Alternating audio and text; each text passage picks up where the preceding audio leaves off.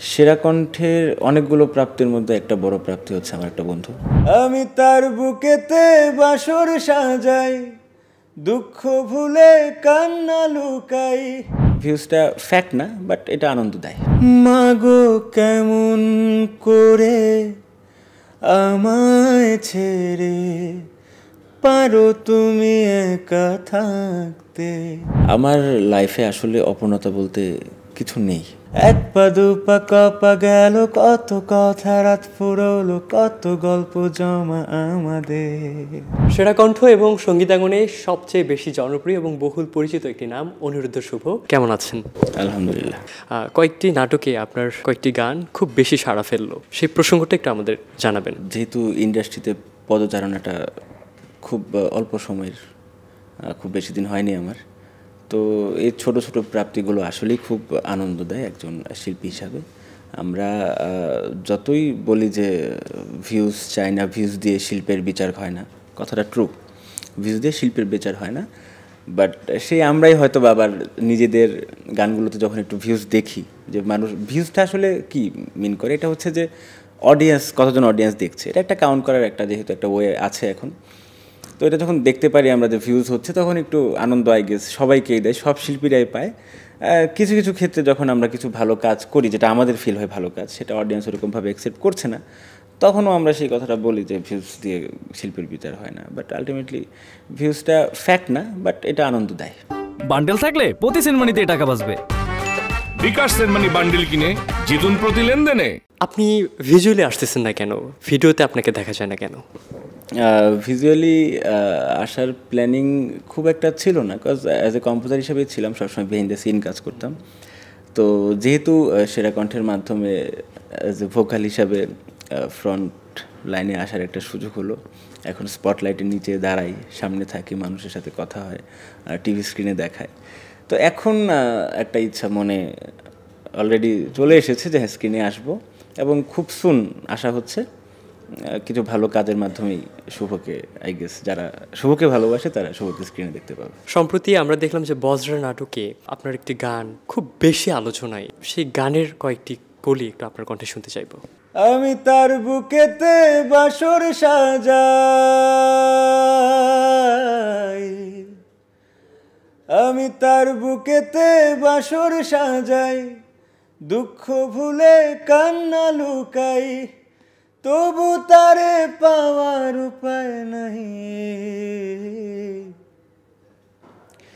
আমারে বোঝার মানুষ নাই এ দুনিয়ায়, আমারে চেনার মানুষ নাই। বন্ধুত্বের জায়গাটা একটু স্পষ্ট করবেন, কোন বন্ধুর সাথে আড্ডা দিতে সবচেয়ে বেশি ভালো লাগে? আমাদের বন্ধু সাধারণত হয় স্কুল বা কলেজ লাইফে, এরপর আমাদের বন্ধুত্বটা ঠিক কারোর সাথে এরকমভাবে হয়ে ওঠে না, হয়তো বা প্রফেশনাল একটা সম্পর্ক থাকে বা আমরা কলিগ থাকে, সেই ক্ষেত্রে একটা বন্ধুত্ব হয়। বাট আমি আসলে বিশেষ করে বলতে চাই, সেরা কণ্ঠের অনেকগুলো প্রাপ্তির মধ্যে একটা বড় প্রাপ্তি হচ্ছে আমার একটা বন্ধু আলাউদ্দিন।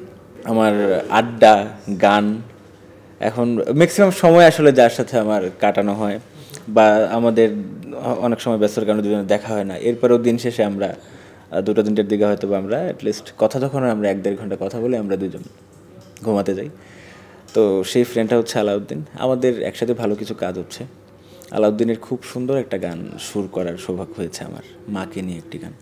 মাগো কেমন করে আমায় ছেড়ে পারো তুমি একা থাকতে, মাগো ডাকছে তোমার বুক ছেঁড়া ধন, খোকা বলে যারে ডাকতে, তোমার ছেলের কাটছে সময় একটু পাগল পারা,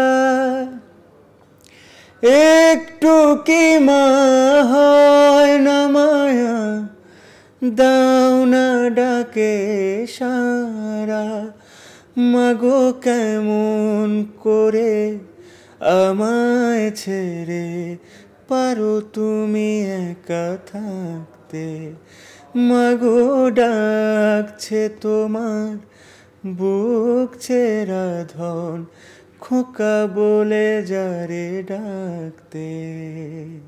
আপনার চ্যানেলে একটি গানের ভিডিও দেখার সুযোগ হয়েছিল, সেখানে আপনার কজন বন্ধুত্বের গল্প এরকম একটা বিষয় ছিল। এই গানটি আসলে খুবই আড্ডার ছলে একটি মিউজিক ভিডিও করে আমি আমার ইউটিউব চ্যানেলেই পাবলিশ করেছি। গানটির টাইটেল হচ্ছে মিষ্টি প্রেমের গল্প, আমার কথা সুর সঙ্গীতেই। এই গানটি আসলে একটা স্টোরি, একটা গল্পই বলা যায়।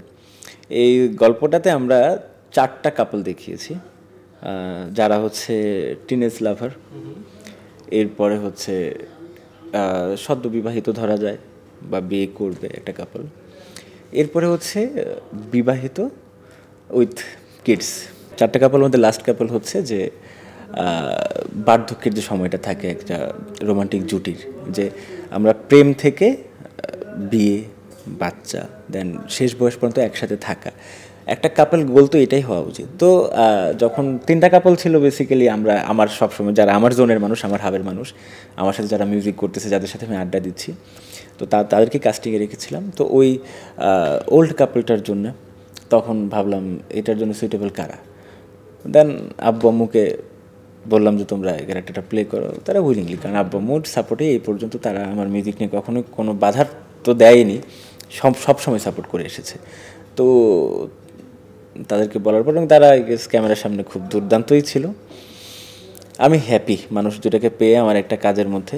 1 পা 2 পা কপা গেল কত কথা, রাত ফুরলো কত গল্প জমা আমাদের, কত কান্না কত হাসি কত ভালোবাসা বাসি, কত স্বপ্ন জমা আমাদের।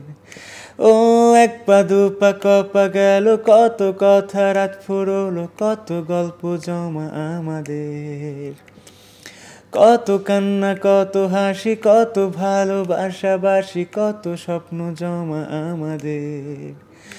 একটা মিষ্টি প্রেমের গল্প আমাদের, একটা মিষ্টি প্রেমের গল্প আমাদের, একটা দুষ্টু প্রেমের গল্প আমাদের, দেখে জ্বলছে যারা পুরুষ তাদের।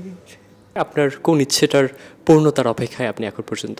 আমার লাইফে আসলে অপূর্ণতা বলতে কিছু নেই, তার একটা কারণ আছে। আমার এক্সপেকটেশন আহামরি কিছুই না। আমি কখনো কোনো কিছু নিয়ে উচ্চাভিলাষী বা আশাবাদী এই জিনিসটা বলাই যায় না। আমি খুব অল্পতে সন্তুষ্ট থাকি। আমার কাছে প্রাপ্তির ব্যাপারটা হচ্ছে এটা একটা স্বার্থ আসলে, যে স্বার্থটা আমার কাছে সবচেয়ে বড় স্বার্থ সেটা হচ্ছে সম্পর্ক, যে কিছু মানুষ আছে অ্যাটলিস্ট, আমি চোখ বন্ধ করলে জানি যে আমার পিছনে এই মানুষটা আছে, ওই মানুষটা আছে, বাবা মা আছে, আই গেস আর কিছু দরকার পড়ে না। কাজগুলো যেন একটা স্ট্যান্ডার্ড মেনটেন করে সবসময়। এছাড়া ফ্যামিলি, বন্ধুবান্ধব সবাইকে নিয়ে খুব খুশি আছি। আমি আমার কাজ নিয়ে আমি খুব হ্যাপি, যাই করছি টুকটাক সেটা নিয়ে আমি হ্যাপি। কোনো অপূর্ণতা নাই, কোনো আশা নাই।